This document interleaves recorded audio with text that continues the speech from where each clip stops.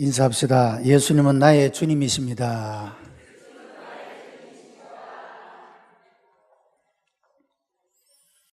오늘 봉독한 말씀은 예수님께서 탄생하실 때 천사들이 주의 나타나심을 덜해서 양을 지키던 목자들에게 고시하고 천군 천사들이 그 일을 인하여 찬송을 부른 그런 내용을 담고 있습니다. 예수 그리스도께서 육신의 몸을 입고 이 땅에 오신 성탄이 하나님께는 영광이 되고 땅에는 평화라고 찬송하며 선포하고 있습니다. 성탄이 있는 곳에 하나님의 영광이 나타나고 평화가 있는 줄 믿고 여러분의 마음속에 이런 귀한 성탄의 은총이 함께 하시기를 바랍니다.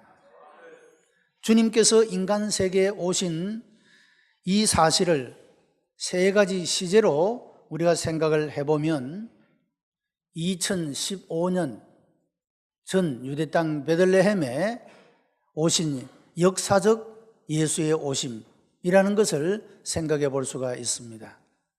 그 예수님을 나의 구주로 믿고 하나님께서 선지자를 통하여 구원할 자 그리스도 메시아를 보내주겠다고 하신 바로 그분이 예수님이라는 사실을 우리가 믿는 역사적 과거 속에서 오신 예수 그리스도를 생각해 볼 수가 있습니다.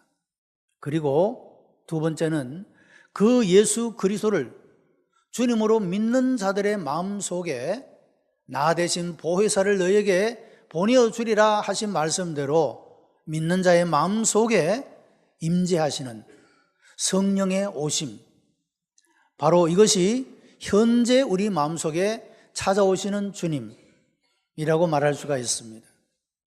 세 번째는 역사의 끝에 모든 종말의 그때에 주께서 다시 이 땅에 오시겠다라고 말씀을 하시고 우리의 믿음이 온전히 이루어지고 우리의 구원이 완전하게 이루어지는 그날, 바로 그 다시 오시는 주님, 바로 이것이 미래에 다시 오실 주님을 기다리는 우리의 신앙이라고 할 수가 있습니다.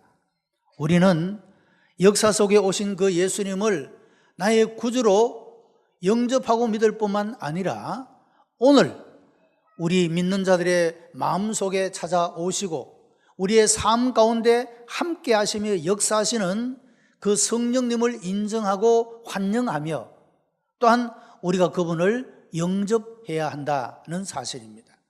뿐만 아니라 우리 인생의 끝에 혹은 이 우주의 종말에 다시 오실 그 주님을 우리가 또한 맞이할 수 있도록 우리가 준비된 삶을 살아가는 것, 이것이 우리 신앙의 가장 중요한 요소들이라고 말할 수가 있습니다.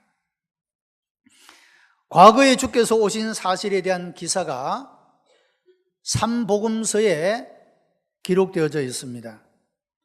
이제 읽었던 본문 누가복음 2장에는 목자들이 천사들을 통하여서 예수 그리스도의 성탄에 대한 그 고시를 듣고 그 예수님을 찾아가서 기쁘게 그렇게 경배하며 찬송을 올렸던 그런 말씀이 나타나고, 마태복음 2장에는 먼 동방에서부터 온 박사들이 황금, 유향, 모략 세 가지 예물을 준비하여 예수님께 경배하고 드렸던 그 사실이 기록되어져 있고, 요한복음 1장에는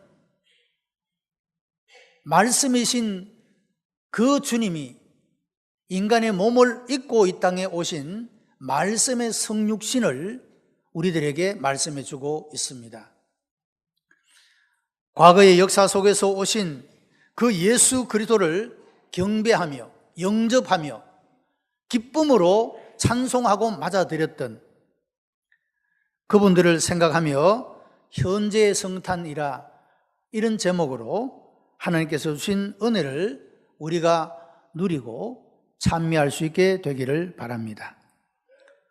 본문 2장 11절 말씀에 오늘날 다윗의 동네에 너희를 위하여 구주가 나셨으니 곧 그리스도 주시니라 그렇게 말씀을 했습니다.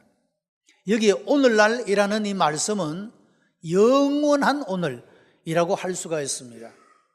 그날에 탄생하셨던 그분을 뵙고 찬송을 올렸던 그때의 사람들이 바로 오늘 우리 가운데 주께서 임재하여 오시고 그 주님을 만나는 모든 사람들이 구원자 되시는 예수 그리스도를 우리가 찬송하고 찬미하며 경배하는, 그리고 우리의 마음을 다하여 예배하고 기뻐하는 그런 의미에서 그 오늘날은 영원한 오늘이다 그렇게 말할 수가 있는 것입니다.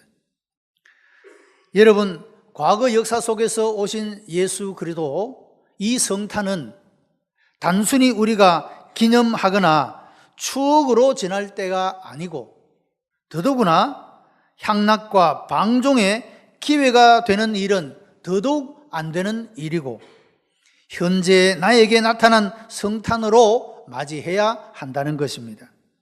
그렇지 않으면 성탄절은 나에게 영적으로 아무런 의미를 주지 못하는 사건이 되어져 버리고 역사 속에 묻혀져 버린 것이 되어질 수밖에 없다는 사실입니다.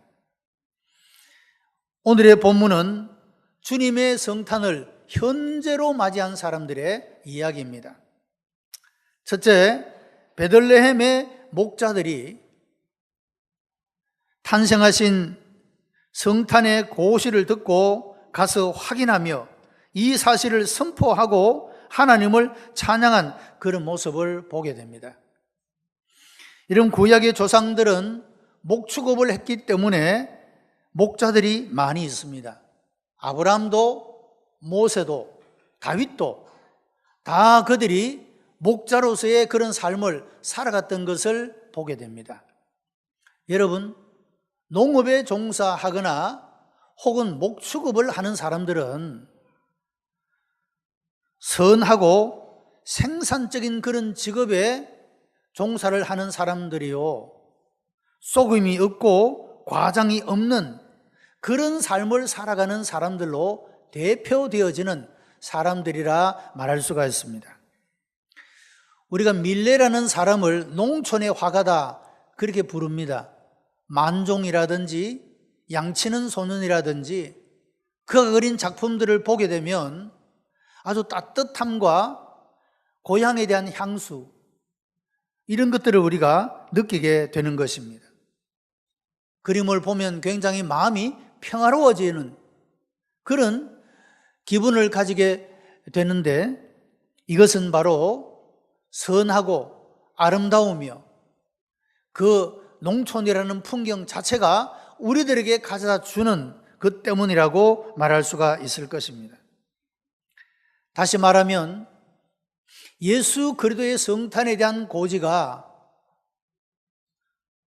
당시의 왕에게도 권력을 가진 사람, 돈이 많은 사람, 지식을 가진 사람, 그런 사람들에게 먼저 알려진 것이 아니라 그 당시로서는 비천한 직업을 가지고 있었던 하류 계층에 속했던 이 목자들에게 제일 먼저 성탄의 소식을 알려주었다는 것 자체가 얼마나 큰 의미가 있는 것인가 하는 것입니다.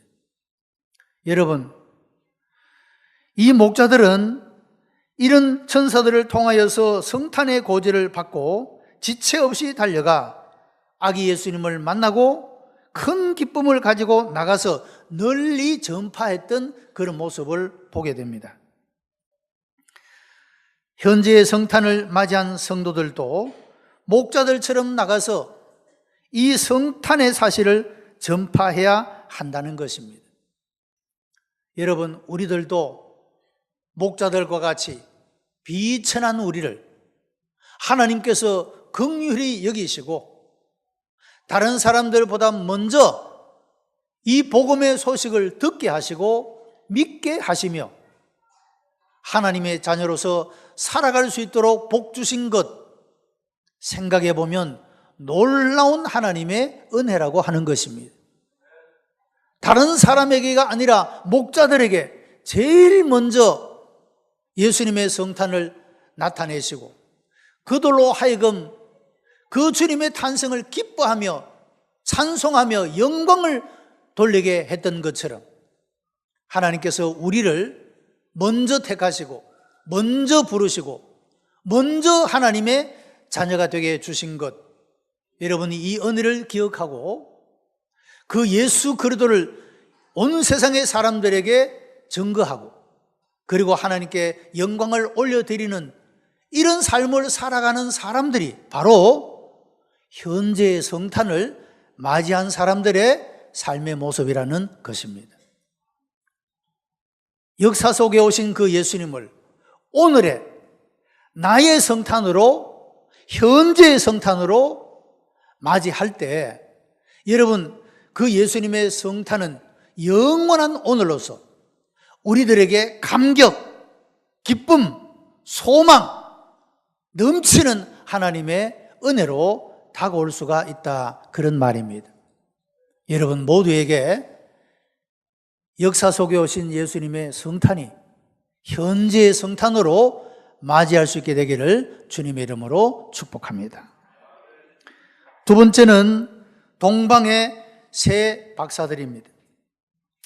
그들은 먼 곳에서 찾아와 성탄하신 아기 예수께 경배하며 황금, 유향, 모략, 예물을 드렸다고 했습니다.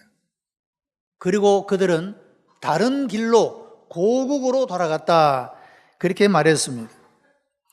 여러분, 목자들이 당시 사회 속에서 비천한 하류층에 속한 사람들이었다고 한다면 이 동방에서부터 온 박사들은 지성인들이요 상류계층에 속한 사람들이었다 할 수가 있습니다.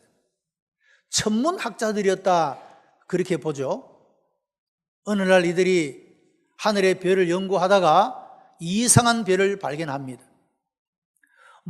시대 속에 위대한 위인들이 탄생할 때는 탄생의 별 이런 이야기를 하지 않습니까? 그래서 이상한 별을 하나 발견하고 그래서 그 별을 따라서 오다가 보니까 예루살렘까지 오게 된 것입니다. 그리고 그 헤롯 왕에게 질문을 합니다. 유대인의 왕으로 나시니가 어디 계시뇨? 질문을 합니다. 헤롯은 몰랐습니다. 그래서 율법학자들을 부릅니다. 유대인으로 나실 왕이 어디에서 나느냐? 유대 땅 베들레헴입니다.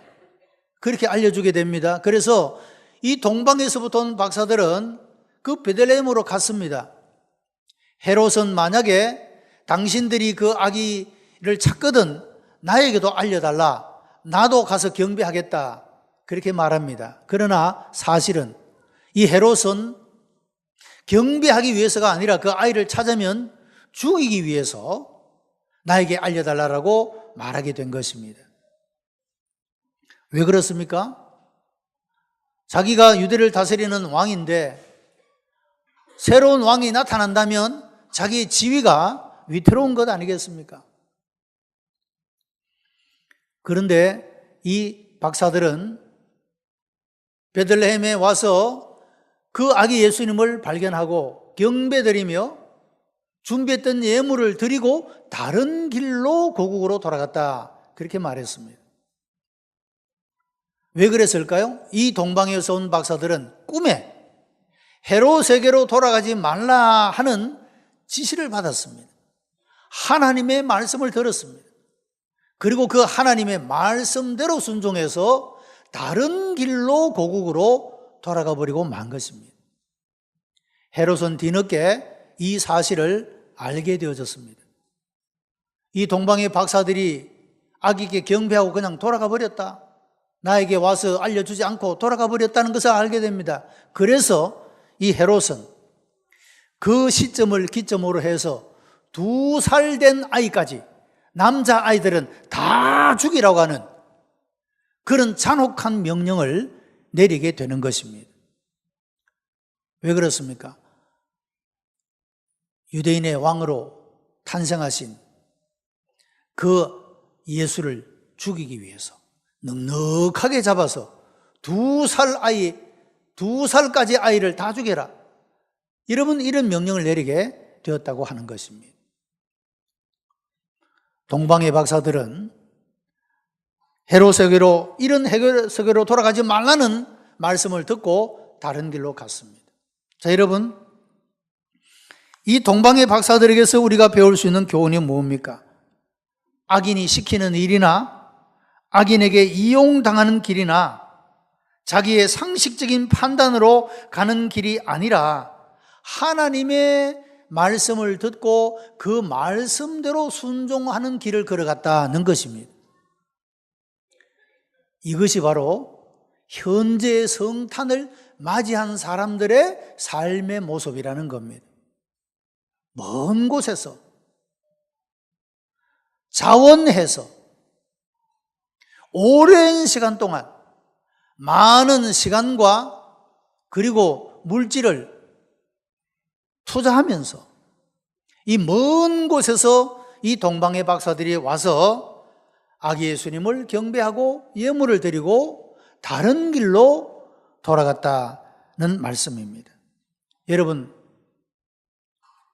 악인의 말을 듣거나 악인의 꾀를 쫓아가거나 자기의 생각대로 자신의 삶을 살아가는 사람이 아니라 하나님의 말씀을 듣고 하나님의 말씀대로 살아가는 이 사람이 바로 현재 성탄을 맞이한 자의 올바른 삶의 자세이더라고 하는 것입니다. 스코틀랜드 출신으로 미국 국회 목사로 유명했던 피터 마샬이라고 하는 목사님이 계십니다. 이분은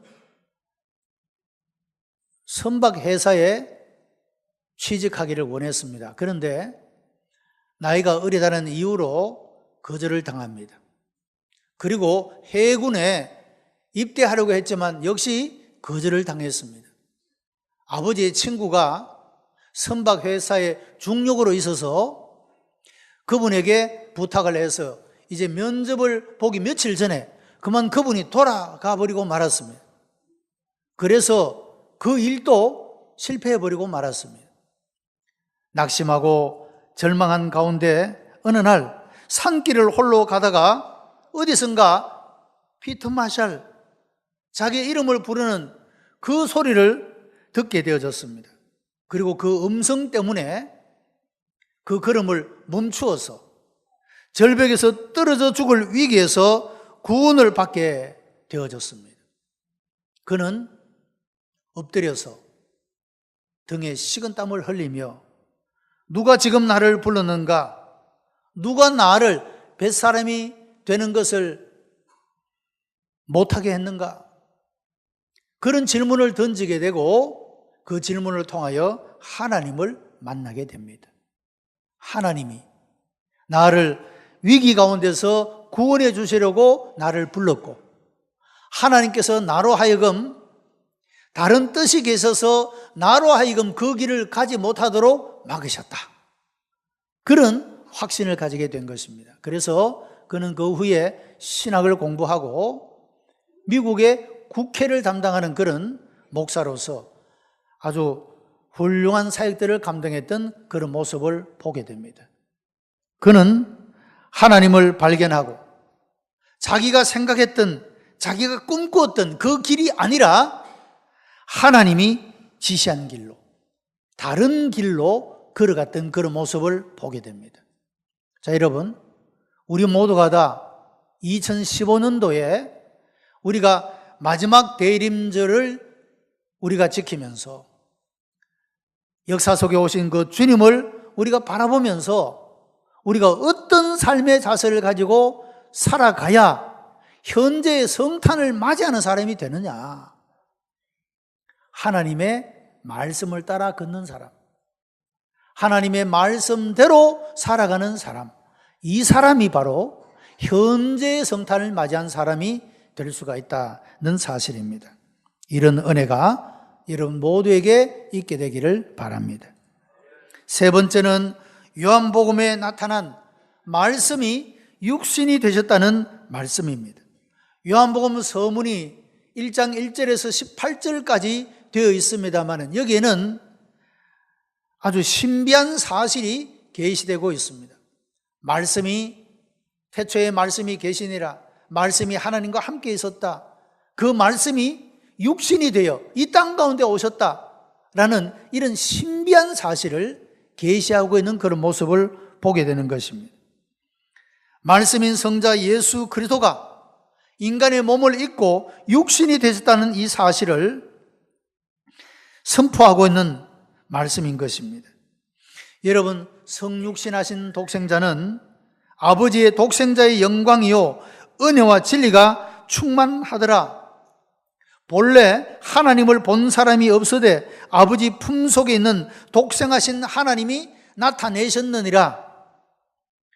예수 그리스도가 바로 하나님의 자기 계시인 사실을 말씀해 주고 있다는 것입니다. 또한 요한복음 14장 6절에는 나는 길이요 진리요 생명이니 나로 말미암지 않고는 아버지께로 올 자가 없느니라고 말씀을 했습니다. 자, 여러분, 성탄의 중요한 뜻이 여기에 있는 것입니다. 이 성탄은 하나님께서 인간이 되어서 이 세상에 오신 사건이요, 이 일로 인하여서 사람이 하나님께 나아갈 수 있는 길이 열리게 되었다라고 하는 것입니다. 여러분, 구약시대에 성막은 성소와 지성소로 구분이 되어 있었습니다. 중간에 휘장이 쳐져 있었습니다. 이 지성소에는 대제사장이 대속죄일 1년에 한 번만 들어갈 수 있는 그런 장소입니다. 다른 사람이 들어오거나 아무 때나 들어가는 사람은 죽임을 당했습니다. 하나님이 계시는 장소, 지성소, 그렇게 구분이 되어졌던 것이죠. 자, 그런데 예수께서 이 땅에 오심으로 말미암아 예수님께서 십자가상에서 대속의 죽음을 죽으실 때 성소에 그 휘장이 찢어졌더라 하는 말씀이 나오잖아요.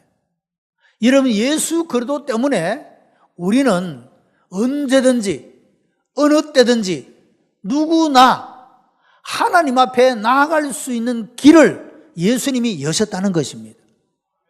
그래서 우리는 답답할 때도, 무겁고 힘들 때도, 아플 때에도 우리는 언제든지 예수님의 이름을 부르며 하나님의 은혜의 보좌 앞에 담대히 나아갈 수 있게 된 것입니다. 예수님이 아니었더라면 아무도 그렇게 할 수가 없는 겁니다. 예수께서 오심으로 우리로 하여금 하나님께 나아갈 수 있는 길을 열어놓으셨기 때문에 우리가 언제든지 어느 때든지 누구나 하나님 앞에 나아갈 수 있게 하셨다는 사실을 말씀하고 있는 것입니다. 바로 이것이 현재의 성탄입니다. 여러분, 우리는 현재의 성탄을 통하여 평안과 진리와 영광을 체험하게 됩니다. 복잡하고 혼란한 환경 가운데서도 마음의 안정을 가지는 평안과, 그것을 위해서는 핍박도 기꺼이 받을 수 있는 진리와, 그리고 진리 안에서 사는 자에게 나타나는 하나님의 임재인 이런 영광, 여러분, 이것이 바로 우리가 현재의 성탄을 맞이하는 사람들에게 주어지는 하나님의 은혜인 것입니다. 오늘 우리들도 베들레헴의 목자들처럼 나에게 주어진 그 모든 일들에 마음을 다하고 정성을 다하고 최선을 다하며 비천한 나를 돌보시는 그 하나님의 은혜에 감사하고 감격한 마음으로 주님을 예배하는 사람들이 되고, 동방의 박사들처럼 먼 곳이지만 시간과 물질 그 모든 것들을 투자하며 찾아와 경배하고 예물을 드렸던 것처럼, 그리고 온전히 주님의 말씀만을 따라 그들의 걸음을 옮겼던 것처럼 우리들도 현재의 성탄을 맞이하고 우리를 또 이런 삶의 응답으로 말미암아 여전히 역사 속에 오신 그 성탄의 큰 기쁨이 오늘 우리들에게도 넘쳐날 수 있게 되기를 바랍니다. 그 주님을 나의 주님으로 믿는 자에 오시는 그 성령님을 환영하고 영접하고 우리 모두가 다 또한 다시 오실 주님을 기다리는 이런 현재의 성탄의 감격과 기쁨을 가지고 여러분 인생의 걸음을 걸어가는 복된 성도들이 다 되시기를 주님의 이름으로 축복합니다. 기도하십시다. 은혜가 풍성한 하나님 감사합니다. 우리를 사랑하시어 하나님의 자녀를 삼으시고 아직도 많은 사람들이 듣지 못하고 알지 못하는 이런 주 예수 그리스도의 놀라운 은혜를 우리에게 베풀어 주신 것 감사하옵나이다. 아버지 하나님, 주님의 오심을 기다리는 이 대림절 마지막 주일에 이런 현재의 성탄으로 우리 모든 성도들이 감격과 기쁨으로 하나님을 예배하게 하시고 주께서 기뻐하시는 그런 삶의 모습으로 응답하는 아름다운 삶으로 나아가도록 주님이 은총을 베풀어 주시옵소서. 구주 예수 그리스도의 이름으로 기도드리옵나이다. 아멘.